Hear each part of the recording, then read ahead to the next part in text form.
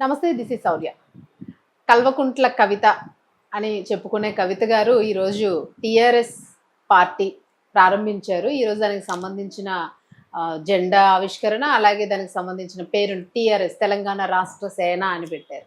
దీనికి ఎన్ని రకాల కామెంట్స్ వస్తున్నాయంటే అసలు డిఫరెంట్ కామెంట్స్ వస్తూ ఉన్నాయి.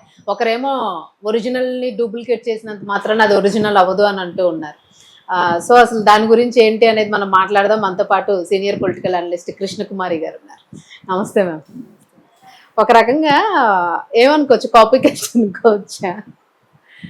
అంటే ఒకటి, ఏ ప్రయోజనం లేకోకుండా కవిత ఇంత ప్రయాసపడదు. చాలా ఖర్చు పెట్టారంట మ్యామ్. అవును, అన్ని డబ్బులు ఎక్కడే అసలు కవితకి. అందుకే డౌట్ వచ్చేది ఏంటి అంటే ఈ మొత్తం వెనకమాల కథా, స్క్రీన్ ప్లే, దర్శకత్వం మొత్తం కూడా కేసీఆరే. ఎందుకంటే కేటీఆర్కి అర్థమైపోయింది నేను సీఎం అవటం కష్టం, ఒకవేళ అలాంటి పరిస్థితులు వచ్చినా కానీ హరీష్ రావు అవనివ్వడు. హరీష్ రావుకి ఎక్కువ ప్రజాబలం ఉంది. ఈ పరిస్థితుల్లో కేసీఆర్ కూడా తన పిల్లలు కాదు అని చెప్పి హరీష్ రావుకి ఇవ్వటం కేసీఆర్ కూడా ఇష్టం లేదు, ప్రజాభీష్టం ఎలా ఉన్నా సరే. దానికోసం పైగా ఇప్పుడు పార్టీ ఓడిపోయింది. ఈ పరిస్థితుల్లో ఈ ఓడిపోయిన పార్టీలో నుంచి గెలిచిన పార్టీలోకో, గెలుస్తారు అనుకున్న పార్టీలోకో పార్టీలో వాళ్ళు దూకేది గ్యారంటీ. కొంతమంది గోడ దూకే క్యాండిడేట్లు. ఈ గోడ దూకే క్యాండిడేట్లని కాంగ్రెస్ లోకి వెళ్లకుండాను, బీజేపీలోకి వెళ్లకుండాను నిలువరించడానికి ఇది ఒక స్పీడ్ బ్రేకర్ అన్నమాట. ఓకే, ఇప్పుడు పేరు కూడా చూడండి, అది టీఆర్ఎస్, ఇది టీఆర్ఎస్. ఇప్పుడు మొన్న ఒక సంకేతం ఇచ్చాడు కేటీఆర్, బీఆర్ఎస్ ని తీసేసి మళ్ళీ టీఆర్ఎస్ గానే మార్చాలనుకుంటున్నాము అని. రేపొద్దున ఈ టీఆర్ఎస్ ని తీసుకెళ్లి ఆ టీఆర్ఎస్ లోకి విలీనం చేశారనుకోండి, సూపర్ ఐడియా, సూపర్ ఐడియా. అందుకని ఇప్పుడు ఇక్కడ కేసీఆర్ అందుబాటులో లేడను, అధికారం లేదను, ఇంకోటో అనుకుని ఎవరైనా సరే బీఆర్ఎస్ అనబడే టీఆర్ఎస్ పార్టీ నుంచి బయటకు వచ్చే వాళ్ళకి ఈవిడ ఆహ్వానిస్తోంది. రెడ్ కార్పెట్ అసలు ఇప్పుడు అందరికి, వీళ్ళందరికీ. వీళ్ళు బీజేపీలోకి వెళ్ళినకూడదు, కాంగ్రెస్ లోకి వెళ్ళినకూడదు. ఇప్పుడు బీజేపీ కూడా రెడీగా ఆలోచిస్తుంది ఏంటి, అసలు ఇప్పుడు బీజేపీకి ఇక్కడ బలం లేదు, ఆ ఉన్న బలం కూడా అది ఒక ఫ్యాబ్రికేటెడ్ బలము, పోతలు పూసిన బలం అది. అందుకని చెప్పి మనకి క్యాడర్ లేదు. ఎట్లా, కేంద్రంలోనేమో పార్టీ ఉంది, అధికారంలో ఉంది, ఇక్కడేమో మన క్యాడర్ లేదు. ఈ క్యాడర్ని సంపాదించుకోవడం ఎట్లా అంటే కాస్త టీఆర్ఎస్ లో వాళ్ళు మళ్ళేసుకుంటే సరిపోదా అని చెప్పి బీజేపీ ఆలోచిస్తుంది. మరి వాళ్ళు ఎంతో కొంత కేంద్రంలో అధికారంలో ఉన్నారు కాబట్టి కాస్త డబ్బు గిబ్బు అంతా అంగబలం అర్ధబలం అన్ని ఉన్నాయి వాళ్ళకి, అటైనా వెళ్ళొచ్చు. లేదు, ప్రస్తుతం అధికార పార్టీ కాంగ్రెస్ ఉంది కాబట్టి కాంగ్రెస్ లో కూడా వెళ్ళొచ్చు. కానీ ఆ రెండిట్లోకి వెళ్ళకోకుండా ఈమె వలేసి, జాలరి వలేసినట్టు తీసుకొచ్చుకొని లోపల పెట్టుకుంటది. పెట్టుకున్న తర్వాత సందర్భాన్ని బట్టి పార్టీని విలీనం చేస్తారు. నిజంగా మీరు చెప్తుంటే ఇప్పుడు స్ట్రైక్ అవుతుంది, ఇది ఎగ్జాక్ట్లీ జరిగి తీరుతుంది. ఖచ్చితంగా కేసీఆర్ అటు కాంగ్రెస్ మీద ఇటు బీజేపీ మీద కత్తిగట్టి ఉన్నాడు. కాలం కలిసిరాక ఫామ్ హౌస్ లో కూర్చున్నాడు.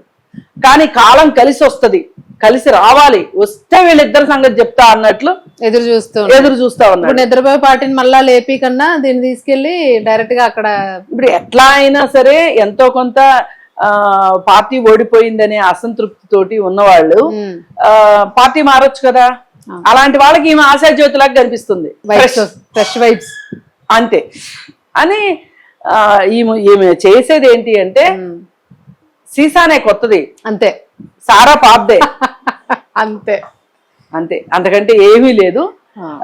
ఇది రేపో మాపో అని కాదు, కానీ సమయం చూసి ఇక్కడ పర్వాలేదు ఓ మాదిరిగా బలాన్ని సంపాదించుకున్నాము అనుకున్నప్పుడు తీసుకెళ్లి టీఆర్ఎస్ లోనే కలిపేసేస్తారు.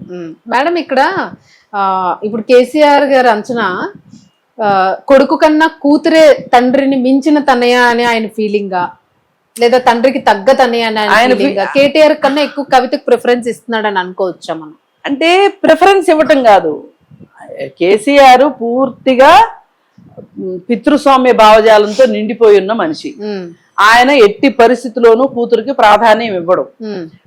కొడుక్కే ప్రాధాన్యం ఇస్తాడు. మీరు ఎప్పుడైనా యజ్ఞ యాగాదులు కానీ ఏదైనా పెద్ద పెద్ద ఫంక్షన్స్ కానీ జరిగినప్పుడు కొడుకు, కోడలు, మనవడు, మనవరాలు అనే కన్నా కూడా మనవడే మానస పుత్రుడు. ఆ మనవడితోనే ఉంటాడు. ఎందుకంటే ఇది ఆ పితృస్వామ్య భావజాలంలో ఈ వంశము, వంశోద్ధారకులు అనే ఒక నరాల్లో ఇంకిపోయి ఉంటది. ఆ దానిలో భాగంగా నా ఇంటి పేరు మోసేవాడే నాకు వారసుడు అనే ఒక వారసత్వం ఇది. ఇవన్నీ కూడా ఆయనకి కొడుకు మీద లేదు అని కాదు. ఇప్పుడు కొడుకు కంటే కూడా బీజేపీ చేతిలో మోసపోయి జైలుకి వెళ్ళొచ్చిన ఒక ఎవరికైనా సింపతి అనేది ఉంటే గనక జైలుకి వెళ్ళొచ్చింది అనేది ఇవన్నీ కవితకే ఉన్నాయి.